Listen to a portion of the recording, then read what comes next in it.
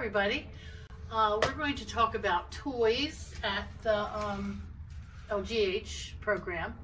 And when the kids come in, I greet them, have them sit on these benches, and then I give them a little introduction and tell them that we're going to talk about toys and how people played with them a long time ago, 200 years ago. So then I ask them what kind of toys they play with and what kind of things they do to have fun.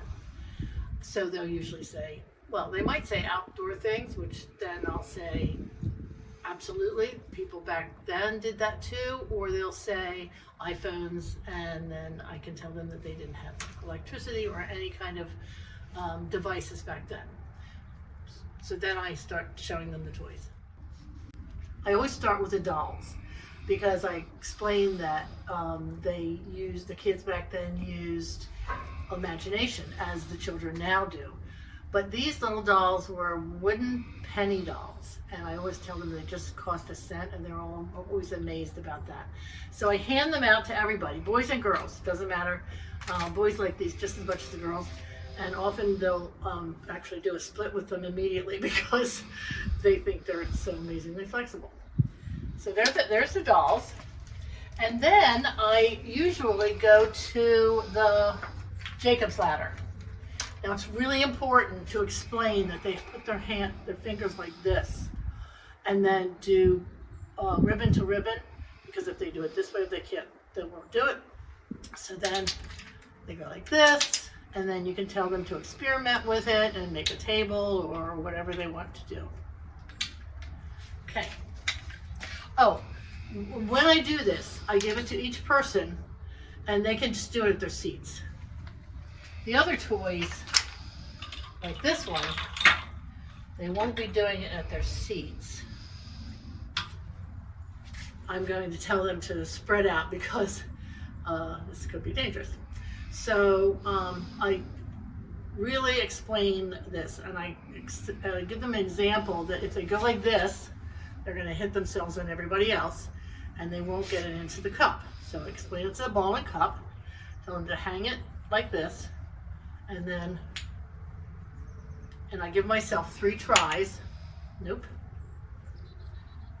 Nope. Sometimes I get it, sometimes I don't. But they really have fun with this. And important, tell them to wind it around at the end and put it back in the bag. Okay, so the next one I do are the tops. I always like to make a comparison of the toys back then and the toys now. So I ask them after I explain it to them and give them an example. Of course, they usually do it really quickly. I ask them what toy nowadays would be comparable to this, and most of the boys get it and they say Beyblades. And then I go to the stereoscope. So this is another example that I make a connection with toys that they had back then, the toys they have now, or at least when I was growing up. So I tell them to make, well, this is a little wonky, so you have to hold it here or have them hold it here, and then look in, and I explain that there's 2 pictures here, and then when they look in, it's 1 picture, and you've got depth to it, it's 3D.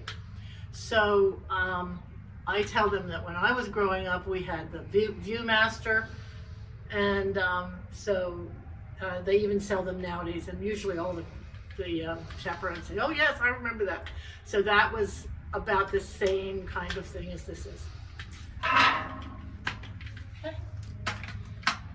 So the last thing I do is I show some pictures of children having fun outside, and then I ask them what this is, and some of them know what it is and some of them don't.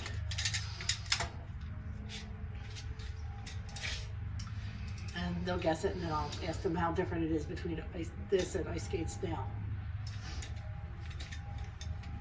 Okay, so now we do have this And sometimes I'll show them this, but they can't really touch this, so I just show them what this is. The last thing I do is jacks. Now, I don't do jacks if we're inside, because this is a very bouncy ball and it bounces all over the place. So I will do it out here and explain that you put them on like this. I'll pretend this is, and then bounce the ball, catch it, and then catch the ball. And that's why we don't do it out inside. It's really important to stick to the amount of time we have. Sometimes it's shortened because the group is late. So if it's shortened and we know that we can't do everything, pick something that you want to cut. 1 or 2 things you want to cut. It's up to you, but the best thing to do is just let the kids have fun with the toys that you're able to demonstrate.